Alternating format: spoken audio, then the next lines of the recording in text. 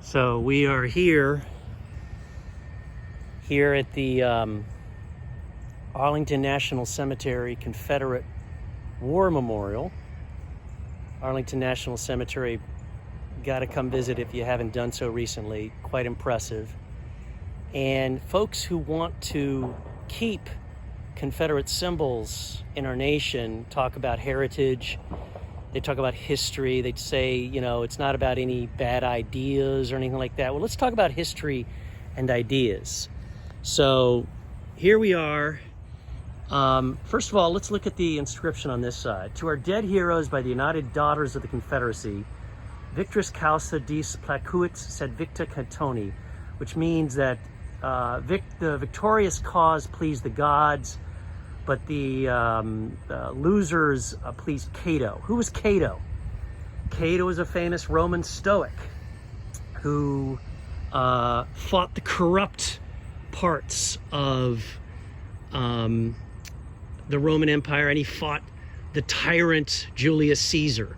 So here we have a monument in our nation's most hallowed ground that says that our nation was corrupt, the northern side was corrupt and tyrannical. Very subtly, but they say it. They say it, right? So that idea is there. You know when this was made, put in here? I think it was 1914. I have to double check that, but it was put in here in 1914 at the height of the lynchings that were going on. And it was put here with very strong and open support from the KKK. So this was a big victory for the KKK. You often have people marching up here in the past with Confederate flags, marching up here to the Confederate Memorial. They don't allow that anymore, but they used to. On this side, we have, it says, not for fame or reward, not for place or for rank, not lured by ambition or goaded by necessity, but in simple obedience to duty as they understood it. These men suffered all, sacrificed all, dared and died. And you know what that is? That is the essence of what they call the lost cause myth. The lie, the huge lie about what the Civil War was about, or as Southerners often call it, the War of Northern Aggression. Three big parts of that lie. Number one, that this was a noble cause. This was a noble cause. They were just doing their duty. Number two, that slavery wasn't that bad, right? Slavery wasn't that bad. And number three, that this wasn't about slavery. It was about states' rights. Nothing about slavery. Really, slavery really had very little to do with it.